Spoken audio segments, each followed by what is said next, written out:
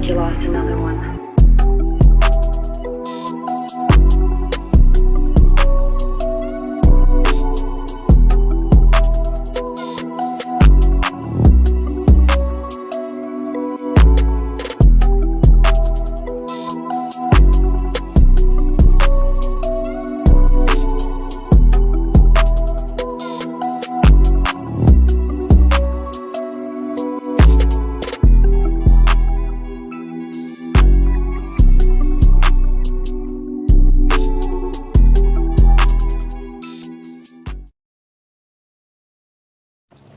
You can knock on wood and step around ladders. But still, it's coming. You can pick up lucky pennies and avoid black cats. But still, it comes. You can throw salt over your shoulder and step over cracks. But it won't stop it from coming. Are you afraid of the dark?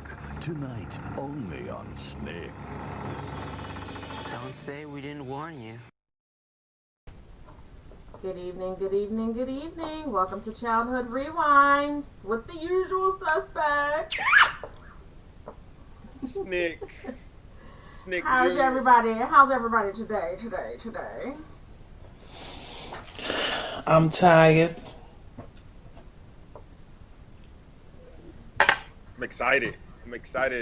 No, you're not. You ain't excited. Don't be trying to fake. He's excited because look what he has perfectly product placed. That's why he's excited. Yeah. Ooh. The shenanigans. And can you see repping this Cincy brand tonight? Another Cincy brand, Lonesome. Yeah. Oh, it said look up Montse cheese. Oh my God, I feel like that's gonna be hilarious. We're mixing things up a little bit for you all tonight. We're gonna try a different type of layout for the show so you don't have to use your imagination so much if you can't join us for the viewing party, or if you joined us for the viewing party and got caught up in our side dialogue, which I must say is hilarious.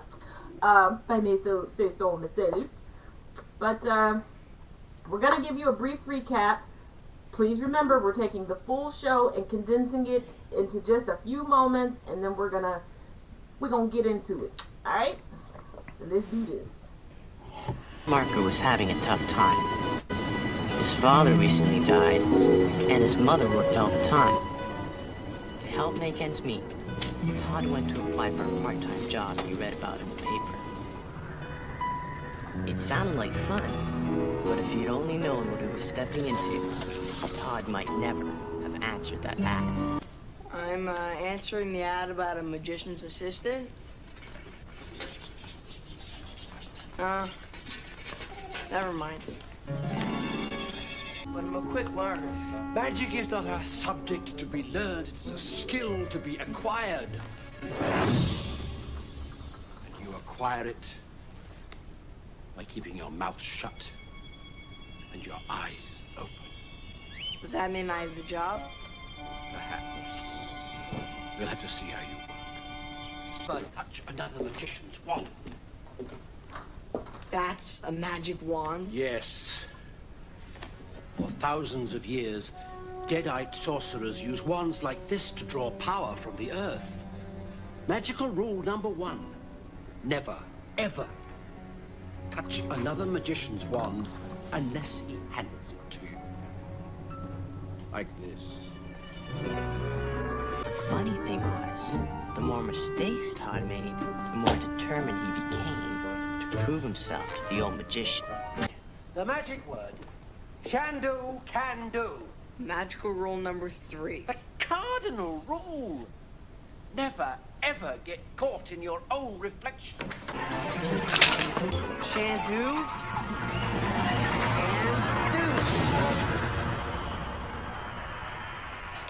Oh, man.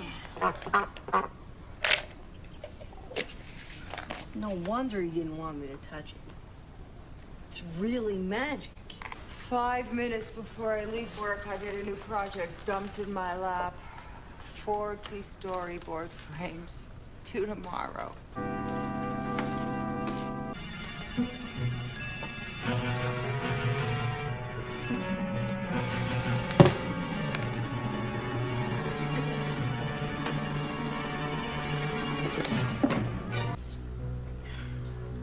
goes nothing. Shandu? Can't do. Amazing.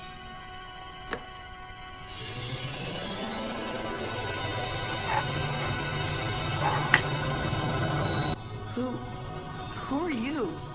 I'm Nazareth, spirit of the water. Why? You took it. He's a demon. A powerful ancient magician who has been imprisoned for centuries in the vortex. No, she was beautiful.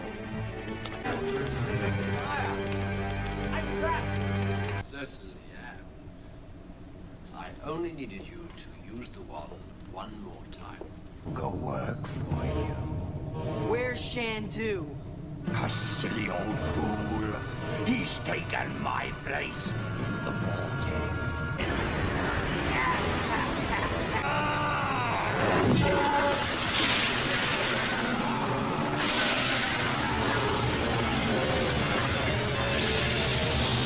Stayed with this wand for far too long now. I've been searching for someone to take my place. That's why I handed it to you in the first place.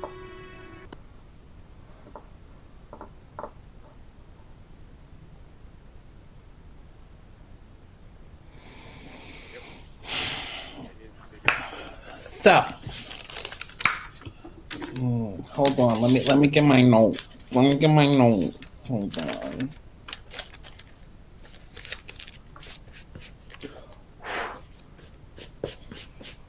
It's got a little dust on it.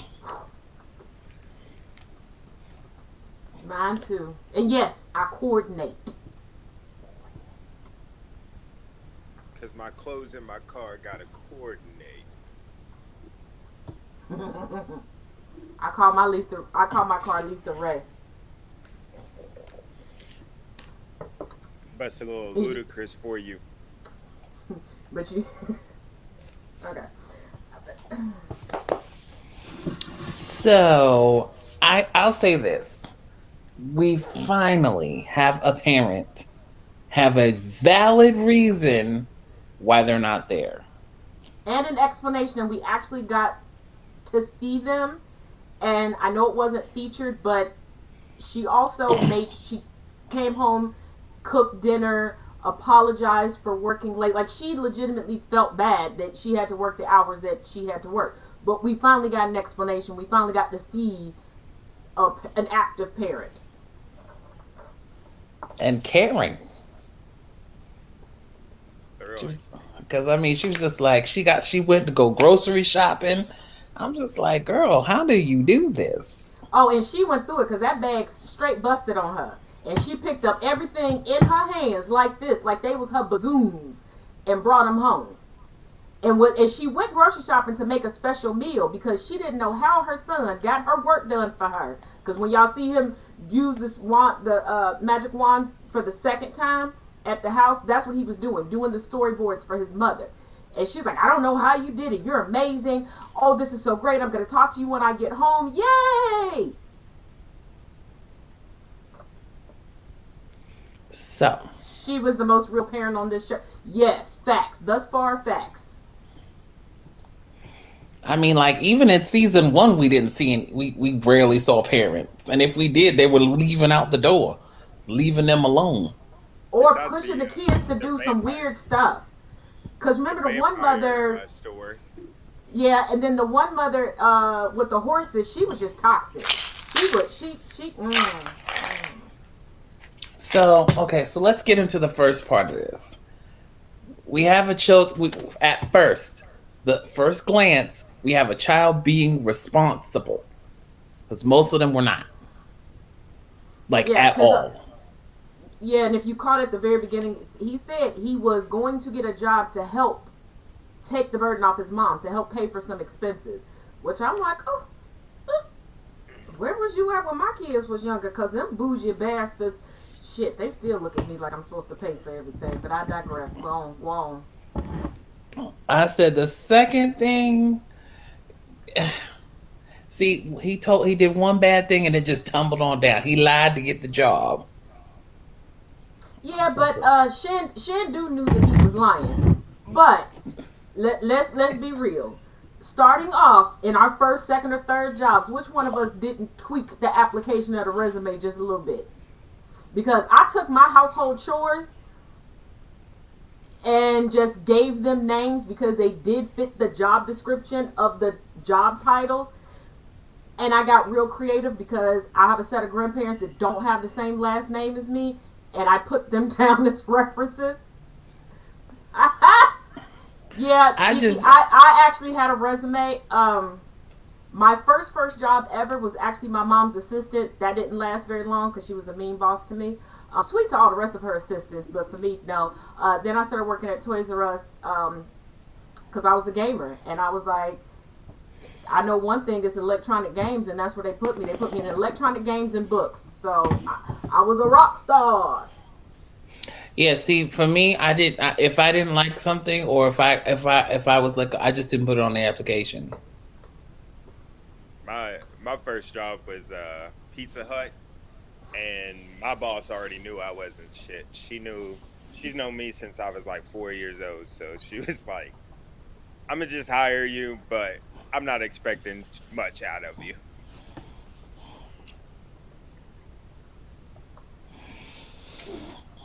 Yeah, I got a late start in the game as far as working. I know that sounds very privileged. I know that it does. So I kind of had to tweak it because people were looking at me like, "Bitch, why you wait so late to work?" And I'm like, "Because I didn't have to. Shit, I wouldn't be here now. It was never my dream to work. But here we are." The next thing I had was the old man was a bit bitter. He did explain it. I'm just saying, he was just a bit bitter. He was bitter, but this young man, and maybe I'm old school, or maybe I'm just big on respect. I don't really think a child, like if it would have been two adults, and when dude was leaving work and he turned around and was like, "Look, you don't have to be like he came really aggressive." The fact that he was a child was like, basically pump your brakes. You don't have to be like this. Lighten up. Oh, bro, you want to lose your job? You about to lose your job. Like that was 2020. Like, oh. That was 2020, baby. Yeah. Everybody was singing that. He was like, "Oh, you know, I used to be on cloud 9, and then I dipped down," and it kind of reminded me of Judy Garland towards the end of her career, and I'm going to say about the last 8 months of her life, where she was still having to tour because everybody like took advantage of her and took money, because he did say that there were movies that he had about himself, and obviously he didn't get the money from it because he's living out of the truck that he's also performing out of. So I'm like, I kind of get it, I kind of don't. I did not like the tinge of misogyny in the young whippersnapper and young Todd. And I didn't like the fact that Todd just refused to listen to people. Like, yeah, I got the son was ungrateful. Yeah, he was giving pristine advice from his mother, from Shandu. He was just like, "Hey, I'm gonna do my own thing." And I don't like how he was rewarded for doing the opposite of what he was supposed to do. Right. He was legitimately rewarded for that.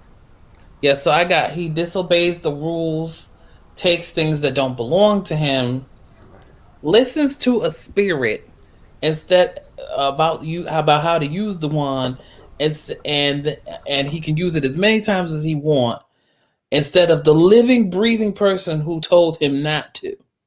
Right. Yeah. So I was just like, sir. But like Tad said, like to be rewarded for doing exactly what you just said, it's nuts to me because it's the complete opposite in a black household. Oh my God. Well, sorry, I had to place a dinner order real quick. My bad, y'all. No worry, but yeah, no, we ain't playing those games. We don't function on that level. Right. But we gonna get into black household in the next episode. We gonna get into it. we gonna get into it in the next episode because baby, I was upset, I was flabbergasted, I was mean, and she said we had to hold our conversations for the true conversations for the day. Because So I be know we ready. all had strong thoughts and reactions, and I know a lot of times when we have that, we get it out in the viewing party, and then we kind of like it's watered down by the time we're live. And I'm like, no, let them see how we really feel. That's why I was doing that. Right. Side note, D-Mac, you were right. Your prediction was right. About what? Dinner. Italian? Yep. I knew he was gonna take Italian. That's your bestie. That's your bestie. Are we done with this episode so I can just pull it and we can go to the next one, or does anybody have any other commentary? Because I really didn't have much for this. Probably the worst. That was probably the worst episode of the season so far. So let's get to the next. Wait a minute. Hold on. Wait a minute. I don't want to do works and Wait a minute, but then came back and hit me with my own tagline. I'm not gonna get into it. Okay, you know, this how I know that Geeky is just one of my long lost children. This right here. But let's get into this second one. And keep in mind, this is very condensed, and we have to condense it to stay in the guidelines of the parent company of this show. So, if you have any questions, we can answer it after you see the clip. Who's Snick? No, Paramount. And oh yeah, one other thing that I meant to tell you guys. Once we play the clip, we cannot go back and play any parts of the clip. So please pay attention. It's one and done. We don't want to get banned, and I'm not trying to get fined because I like to eat and shop. So here we go.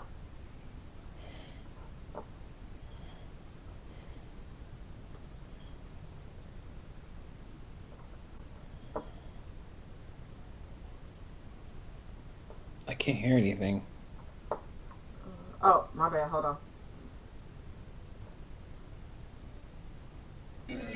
Kenny Harris just moved into the neighborhood and hadn't made many friends yet.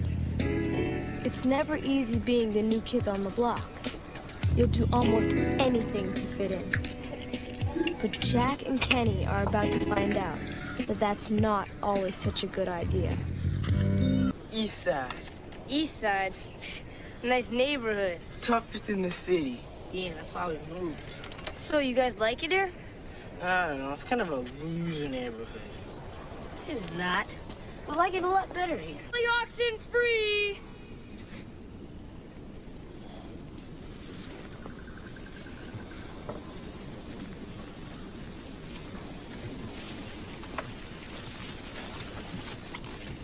How you doing? Hi.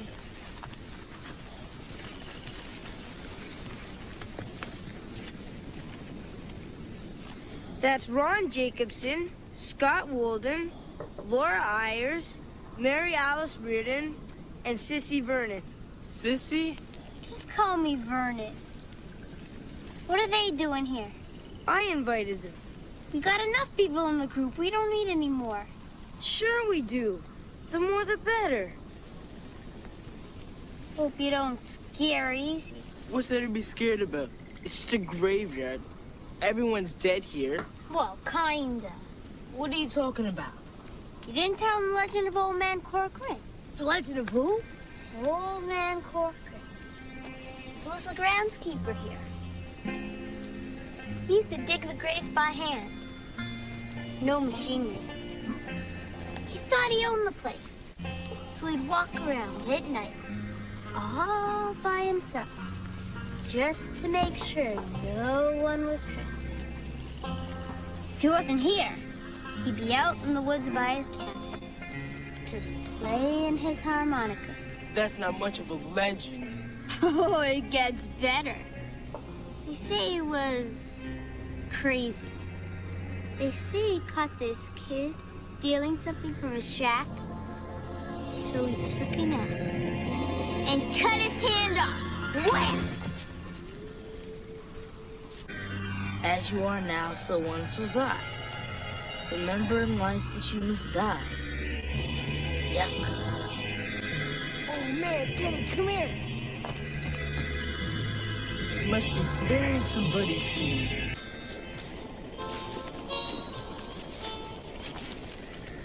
Look! Old Man Corcoran's shack. When they get close, we'll jump out and scare them.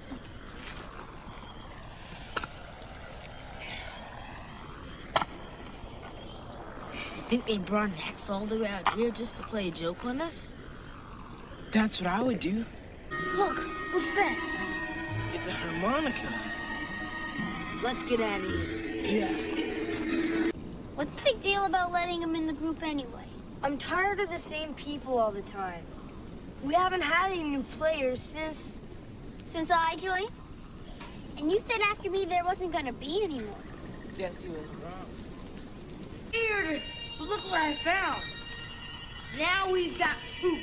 Now they have to believe us. Yeah, give me a flashlight. I'm not holding the flashlight. Well, I'm not holding a flashlight. Dad? Give me my harmonica. Okay.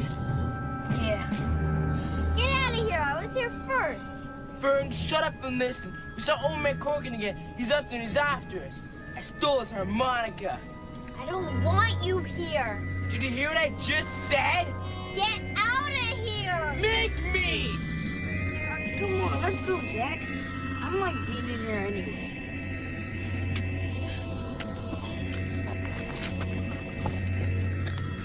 Hurry up! She ain't like that talkback game. We're leaving. Go find your own grave. Sorry, didn't see your name on it.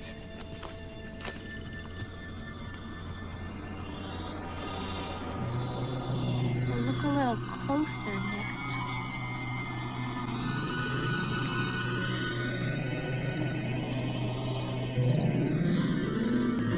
Hi, guys. Sorry, didn't mean to scare you. Man, you gotta get out of here. Jack stole Old Man Corcoran's harmonica, and he's been chasing. The Old Man Corcoran stories are getting old. We're playing a game here. Come on, get in. It's a great hiding place. Man, when you forget about the stupid game? Don't you want to play? They can never find you in here. Come on.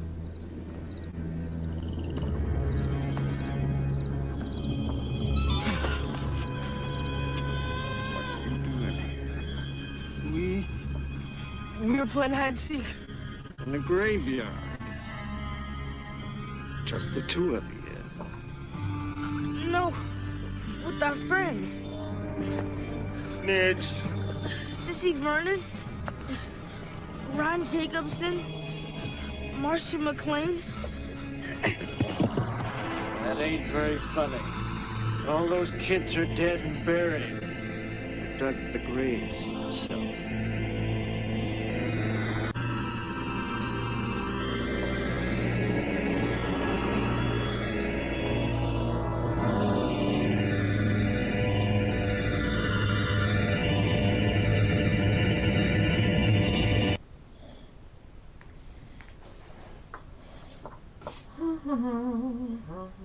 Snitch.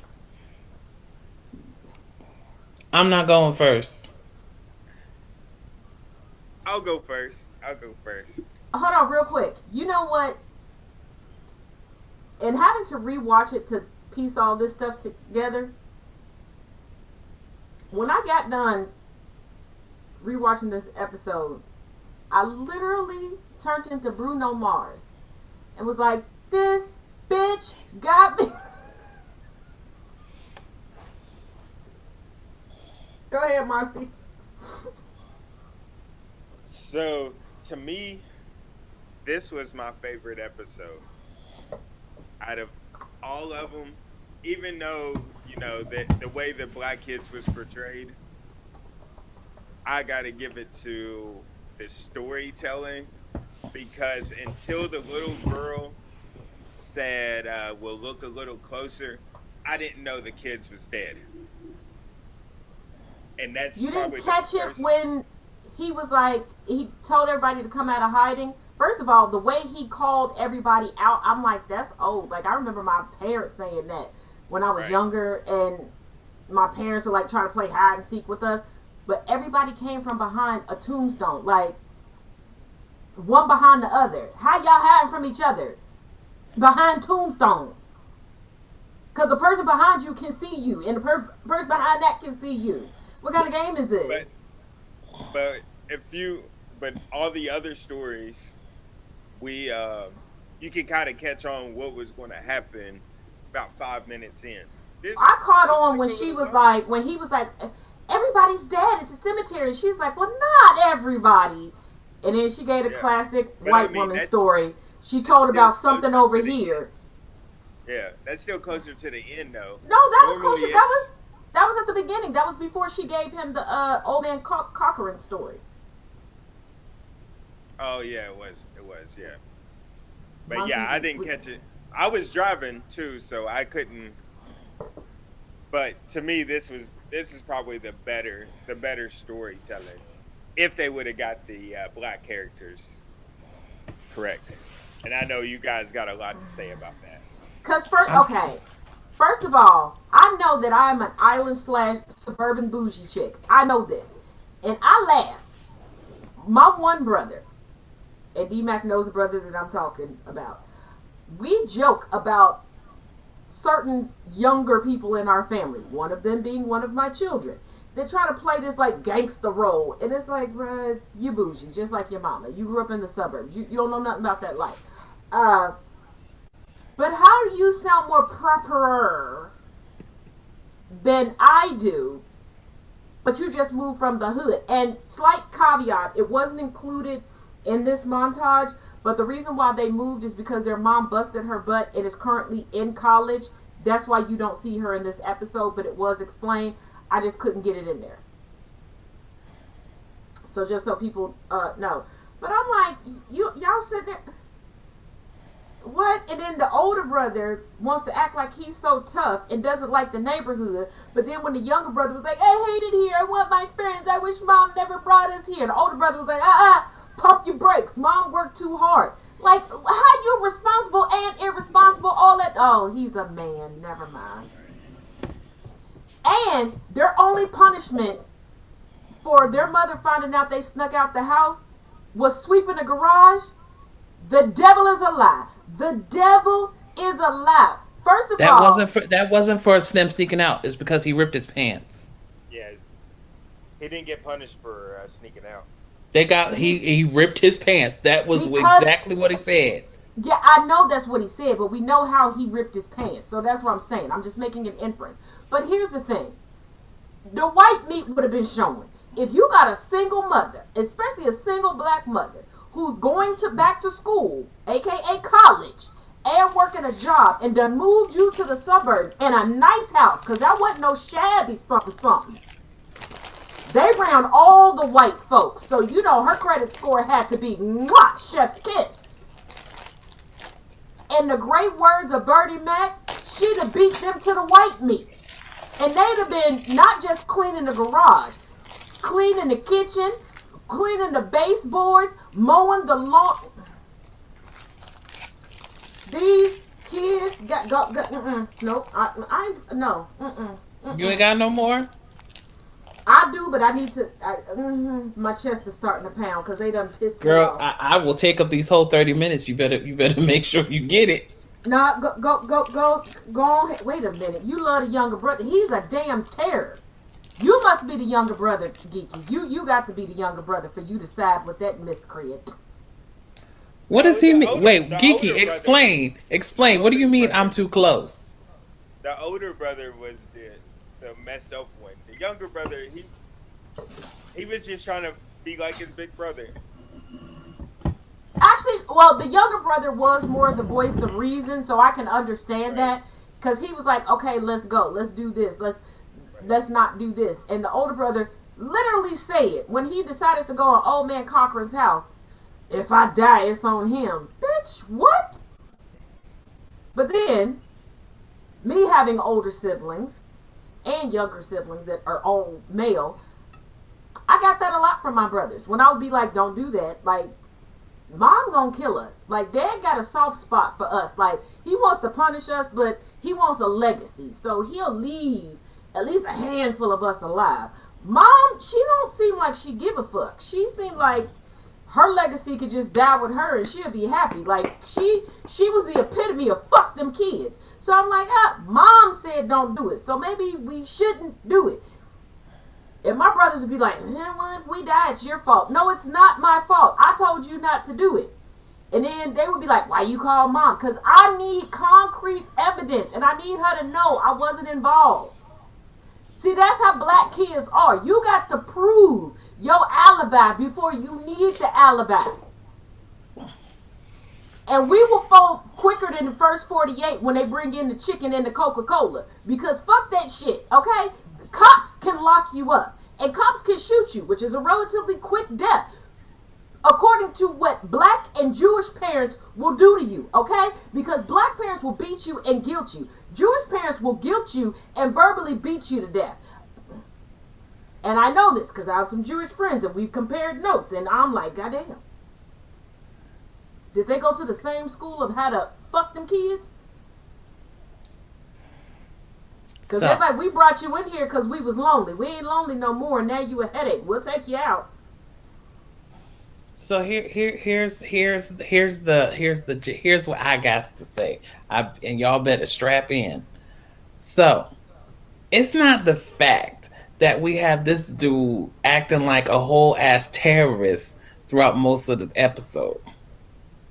It's not even that. It's the very fact that you saw it was a graveyard and you didn't immediately turn your behind 2 back steps around and be like, nope, we ain't going there. No, you still went in like a dummy. Like a dummy. That's what you did. You went in there like a dummy and be like, oh, we gotta make new friends. No, you don't. That's what school is for. Just saying. There's schools, you can go to school and make new friends. So what, you the new kid? You can be mysterious and be like, yeah, I was the head coach, whatever at my school when I was there. So, you might not want to mess with me. Not with that marketplace English and them Carlton banks closed. I'm just saying. I was just waiting for that moment that they were in the front yard talking about, it's unbelievable to be loved. And can we say Mama had a favorite child? Because them super soakers was not even at all. No. Mm-mm. And that's another thing. I was just like, Ma, you ain't even right. You couldn't even get him a proper super soaker? Really? The shade. Then you got, like I said, I was just like, our parents warned us of places not to go, especially at night. Especially. And that was like the top, one of the top 3. Easily. The top 3, if not number 1. Real quick, can somebody explain to me, and maybe it was just my parents, and maybe other black children had a different experience than I did. Because, one, my parents were very strategic as to where everybody's bedroom was. My bedroom was like the inescapable bedroom because I was the only female. So they were like, and I never had the desire to leave at night because I'm the same way now as I was as a child, teenager, and young adult. I like my house. I make things comfortable for me, so I was cool. But I do know a couple times my brothers tried to sneak out. They were caught immediately. I spent the night over my granny and my grandma's house. I had aunts and uncles try to sneak out. If there was a move or a sound that was not according to the regular nightly sounds, one of those parents popped up and you were busted. Like, did somebody else have I don't get how they get out the house. But like I said, it could have just been my experience. So y'all weigh in. Tell me, like, were y'all parents like deep sleepers where you could have snuck out, or?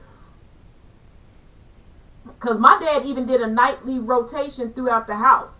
Made sure everything was locked, windows shut and locked, like everything. And there were certain doors that got locked by skeleton keys. Not like we were locked in our room. I'm talking about like the door from the basement coming up, because we had two doors in our basement that led to the outside, stuff like that. So we couldn't even sneak out that way. So am I off basis because my experience was just different, or? My grandparents, there was no sneaking out. There was honestly no sneaking out. The only time I could sneak out is if I went and stayed with my uncle. And it wasn't even sneaking out. I would just say, hey, I'm going to go do this. And he'd be like, all right, just be safe. Yeah, no, that didn't happen. Not in this household. Yeah. I was scared to death to sneak out of my grandparents' house. My mother would literally kill each and every one of us if one of us snuck out. Yeah, I got in trouble one night because my dad thought that I was sneaking out, and it was bad because my mom and dad was there, and my godfather had spent the night that night. I think we were having a movie night, and he was going to leave at a certain time, but my dad always had this thing about renting 4 movies from Blockbuster, and the next movie he was like, oh, I want to watch it, but I'm getting sleepy. Well, slip of the tongue, my bad, Blockbuster. Goes to show you where my brain is at. So I just got up because just like now, I always kept ice water on my nightstand. I don't know what I was dreaming about that my cup was empty. I just went to go refill it. And when I tell you, I'm glad that my bladder was empty because I probably would have peed on myself. As I'm sticking my cup into the little dispenser on the refrigerator to get some ice and get some water. And they're like, where are you going? Because I dropped the cup like I'm not going anywhere. And I did, like, there was not any ice or water. I had just put the cup up. And I'm doing this in the dark because I knew my godfather was there. And the way the house was set up, you had the kitchen, the dining room, and the living room where he was sleeping at. If you turn on the kitchen light, it kind of tunnels straight down. So I didn't want to wake him up. They heard me coming down the steps. And that goes to what Geeky just said. My house was too creaky and every step would make a noise. Yeah, that's how ours was. But my brothers, being the successful escape artists that they are, they learned how to walk down on the crown molding that was up against our steps. And they got some big ass boat feet. Monty done seen a couple of my brothers. They not little men. And they feet big as hell. So I don't know how they turned into ballerinas. They was tiptoeing straight down. They was doing some Janelle Monáe yoga to get down them steps. I'm like, I'm not doing that. Because I'm straight up honest. I was scared of the dark when I was younger. So I literally had to stay in the living room to have a light because the room that I was supposed to stay in was upstairs there by myself because there was no TV, nothing like that. And I couldn't just leave my light on. So I slept in the living room every night on the floor. So to get to the bathroom, my grandparents had to go by the living room. So yeah, there was constantly checks. I wasn't going nowhere, like even if I thought about it. See, Monty, let me tell you a little secret, because I grew up very afraid of the dark for different reasons. Because before my parents got saved, we were a Santeria family. I found a $15 alarm clock at Walmart. It had a radio on it and a CD player on the top. Right. But here's the thing. Once you set the alarm, and this is why it was marked down to $15, the whole thing lit up for the whole night. So it illuminated my room. Oh, yeah. See, and nobody thought about, oh, she's afraid of the dark. They were like, oh, she's got this cool thing that as soon as she sets it. And I mean, you could set the alarm at 2 o'clock in the afternoon. It would be illuminated until your alarm went off. And if you hit the snooze, it just got brighter. And I ain't gonna lie, there would be some times that because I like horror movies, that I would freak myself out, and I would just hit the snooze button until my light was lit up like you thought I just flipped the switch and turned the light on in my room. We no, I didn't sleep in a bed until I was in high school, and because I kind of got out of being scared of the dark, but not really. But I was able to have a TV in my room at this point, Oh, so okay. so I was good. Like, and even though I probably didn't have nothing on the TV playing, like it was at least on and lit up, so I You just felt couldn't. safe. Yeah, I just couldn't do it because that was the first time in that room too. I had my first, the where you go paralyzed in your sleep, where your whole body just uh, what's it called? Oh Sleep yeah, paralysis. Yeah, sleep like that was the paralysis. first. Yeah, that was the first time I ever had that, and I honestly thought about going back to sleeping in the living room. Like, I Well, see, was like, I slept yeah, in my room for many, many years until my mother got sick, and then I started sleeping in the living room on the couch. And many people don't realize, right before I turned 30, my mother passed away. I am now Mm. 44.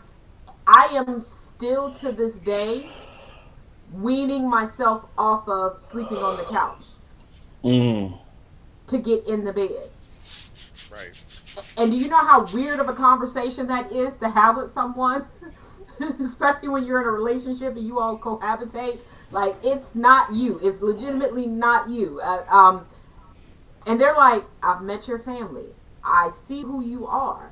I see your shopping habits. Bitch, you bougie. Like, so I know you done had a bed. I've had some luxurious beds. They Right. look like something right out of a staged home. I just never slept in them. Because I got to the point where I went in another room and laid in the bed to take a nap, and my papa Mhm. died, my mother's father. Mhm. I left the hospital for a short period of time to go home and lay in the bed, and my favorite aunt died. My favorite great aunt died. I'm Then sorry. my It's mother cold where gets I sick. am. Oh yeah. Then my mother gets sick, and I'm like, I'm not laying in the bed. Like, in my head, I'm like, I can't lay in the bed. Right. And I'm like, I'm closer to the door. If somebody has an emergency, I'm there. Then I had a tragic emergency with my oldest daughter last year, and I'm like, thank God I was on the couch because I just Right. got up, went. Mhm. Monty knows there's a shoe rack and a coat rack right by my front door. I don't even know if I was matching, y'all. I don't even know if my shoes came from the same pair. I grabbed it and was out the door. So in my head, I'm like, I got to be on the couch. Right. It But makes no these, sense. but these I know. hellacious heathens in this episode, Girl, they would have been dead. Right. I and how come the two black Old Man brothers didn't? Corcoran would have been digging their graves too. Here's the thing. I don't know why he went after two kids still holding the axe. That's concerning. Old Man Cochran, we need come on the show. We need to talk to you about that. But how did the two black kids from the bad side of town, and I love how every city claims that their south side is so hood and so about that life. Whatever. What is it about the South Side? Southside Cause, Cincinnati. Hey, but the we thing about it doubted is, them. Mr. Lloyd said, "Meet me on the south side on that late night." So it can't be that bad. Just don't tell her daddy. We gonna meet on the low. So it can't be that bad in every city. But here's the thing: how did y'all not realize that this man was alive and not a ghost, and that they were lying to you? Girl, I don't know. Well, they also thought the kids was alive too, though. So Sure enough. But what I'm saying is, they went to his house. He's holding a flashlight. He's cutting wood. Ghosts don't get cold. They cold for life. They don't know the difference at this point. What do he need wood for? What do he need a flashlight for? hey, kids just don't think. They hear a story and they run Nah, with it. they supposed to be NWA level. The way the older brother was talking, they supposed to be out there crip walking like, murder was the case they gave me. That's how they was acting where they came from. They acting like they was living straight Suge Knight. dangling people out of balconies and stuff. Like they had a homeboy back on the block on MLK, because we know where every MLK drive is in America. There was like Eminem, seriously. and they was just waiting for Rabbit to pull up and go bump bump bump on these motherfuckers in the graveyard. Like what? In the good part of town, that's where MLK Drive is. In the good part of town. But I just say this. I was just like, yo, you could not have lived in this household. Like my mother was not a person to play with, like at all. So she had one rule and one rule only. Now y'all can tell me if this was in your house, but I will tell you this: after 2:00, you ain't in this house. You hit.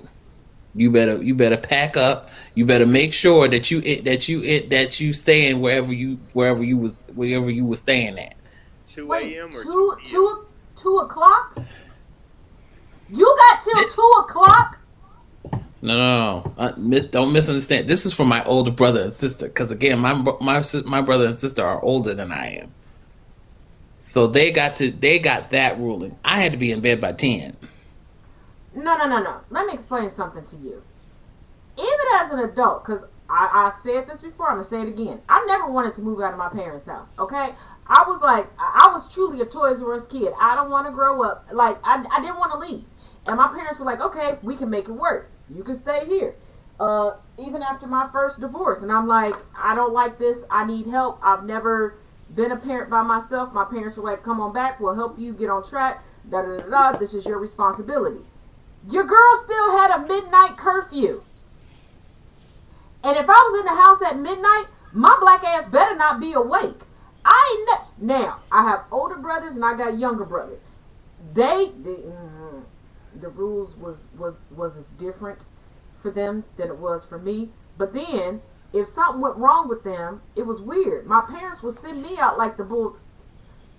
Oh, because I'm crazy. I see it now that I say it out loud. Yeah, no. See, my brother was like my dad at his young age, so that was that stipulation. I was 16, 17 years old. If I wanted to stay out past 10, I had to go stay with one of my uncles. There wasn't no going to my grandparents' house. Well, we know what my one child was doing that you are very well acquainted with, Monty. He was going down to the brother and sister-in-law's house that now act like I'm a horrible parent. When they had no... First of all, they would get so shit-faced.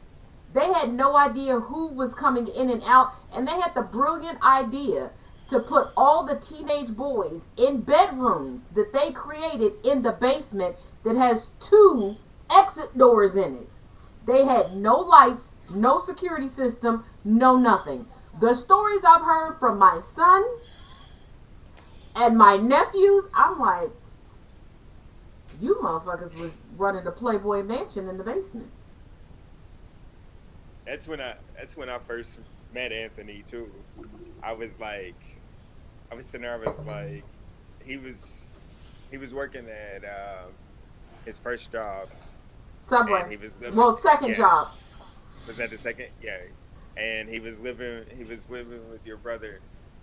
And I was sitting there like, he came over to the house one day and he was like, I was like, man, ain't you got school tomorrow? And he was like, they don't know where I'm at. I was like, all right then. I was like, do your thing, bro. I ain't gonna stop you. Girl, I can't even say nothing. I need a redo. Oh, and for clarification, yes, my son moved in with my brother and sister-in-law for his second senior year of high school because he decided he was grown. And I decided... he was singing that Tiffany Evans song, I'm Grown Now. Yeah. And I decided I love my child. And I'm going to listen to my papa who was like, I told you these motherfuckers get crazy when they start feeling themselves, especially when they get a little piece of tail. And I had already figured out that the girl he was dating at the time, her mama was signing him out of school claiming to be my sister. Y'all ain't got no damn sisters. And I found out when it was way too late. She was signing him out to take him to her house so he could bang bang choo choo train her daughter. It was some crazy shit. Cause I still believe that she was trying. If she wasn't banging my son, she was trying to. I ain't got no proof, but hey, that's what I think. And I was just like, okay, I love my child. And although I have the ability to send him back to Jesus, to the upper room, I was like, I have other children, and I don't really like uniforms. And I know that's a messed up reason to not want to go to prison, but orange really flushes me out. It's not my color. And then I realized I can't get my hair and nails done, and they gonna make me pick one pair of glasses to wear until I get out. And y'all know me better than that. That's not gonna happen. Yes, the bouginess kept him alive. So I called up my brother like, look, you can come get your nephew, or you can come get your nephew. And he was like, bet, say less, here I come. Yeah, I mean, that's all I got to say on the episode, because I was just flabbergasted. I was just like, this ain't even cute. It wasn't. I'm like, no part of it was accurate. And then the little sissy Vern, whatever the fuck, she was not giving what she was supposed to give. The internalized masculinity, misogyny, plus the pick-me vibe, she is giving me very much toxic butch. And she said, well, I was the last one. So that lets me know this little group of motherfuckers that started with the head honcho that was like, you see those kids over there? When he got offed, however he got off, he started luring kids into the damn cemetery to off them. That's why he wanted them to get in the damn grave with him.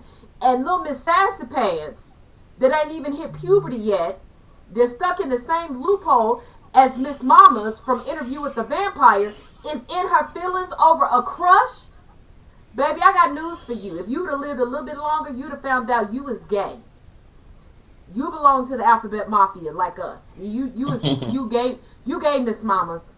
You fighting over this boy right now? Cause I did that in my earlier years. You know, I would get petty with a chick, and I'm like, I don't like him for the same reasons as the other girls. I like him because he got that good, natural, perfect arch in his eyebrows, okay? He got some nice high cheekbones, and I like that. Like, I really wasn't trying to get with him. I was trying to steal his features. Hey, shame the devil and tell the truth. But final thoughts, gentlemen, because we're going to close out with the holiday ad since we didn't play it during the show.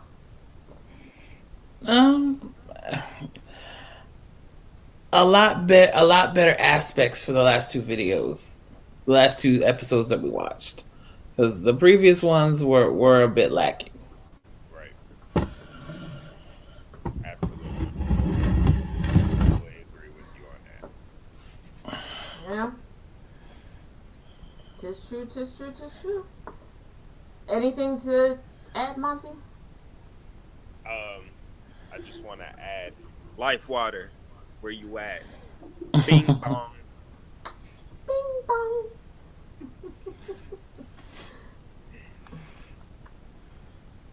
That's it. That's all I need to add. Wait. And when you all see me look away, I'm not ignoring my panel nor ignoring you all. I'm just switching things up and using a different device that makes it easier for me to like do the production behind the scenes and keep up with your comments online. So please don't think that I'm ignoring you. I'm not. Like I said, we're making some changes to make things a lot more user friendly and make it a lot more apropos. But honestly, I think BMAC said it all. I'm gonna run the ad and I'm gonna pull everybody from the stream, but you guys know how we do after the show. So, and as always, hold on, let me catch this. When I look away... No, get that Life Water out. When I look away, it's because I'm fidgeting with something. Usually a fidget spinner. I'm just... my mind racing. Yeah. Well, you got a bunch of ADHD people that are on my show, so... Hey. But also, keep in mind, please, try to join us for you hater. A viewing party on Saturday, but do realize that we are on hiatus after tonight until the new year for Childhood Rewind.